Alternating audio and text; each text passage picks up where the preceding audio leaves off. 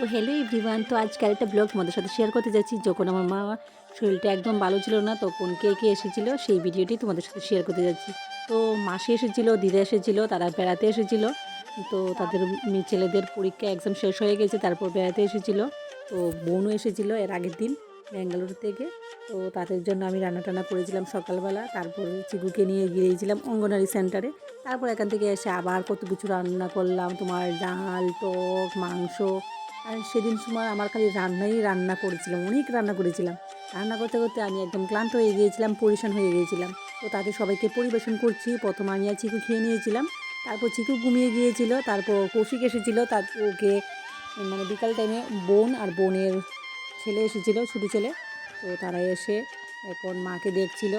আর এদিকে কৌশিককে চিকুকে উঠাচ্ছিল, চিকু তো ঘুমিয়েছিল দেরিতে। তো ঘুমিয়ে উঠে এখন দেখে কৌশিককে, তো দেখে খুব খুশি হয়ে গিয়েছিল। তারা দুজন এক থাকলে বাড়ির মধ্যে এত দুষ্টুমুনি করে। তো তাদেরকে বলা হয়েছে রাত্রেবেলা খাওয়ার জন্য। তো রাত্রেবেলা মা মাছ নিয়ে এসেছিলো, মাছ ডাটা দিয়ে রান্না করেছিলাম, আর কি করেছিলাম বাজা টাজা। তো এখন সন্ধ্যার টাইম হয়ে গেছে, তো সবাই মিলে গল্প করছি, বোন তারা মিলে, আমরা 4 বোন একসাথে হয়েছি।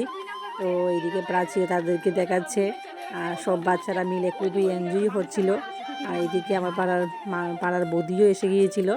তো দেখো এদিকে আম্মা চিড়া ভাজা, আর এদিকে আমি চা বসিয়ে দিয়েছি। তো আমরা সন্ধ্যা টাইমে টিফিন করে তারপর আমার ছোটো বোন চলে যাবে ওর বাড়িতে। তো তারা তো সবাই আছেই। তো রাত্রেবেলা খাওয়া দাওয়া করে যার যার বাড়িতে চলে যাবে, শুধু দিদা আর আমার ছোটো মাসি থাকবে। আর পরের দিন বিকালবেলা আরেকজন মাসির বাড়ি যাবে। তো কেমন লাগলো ছোট্টখাট্টো একটা ব্লগ, অনেকদিন হয়ে গেছে ব্লগটা।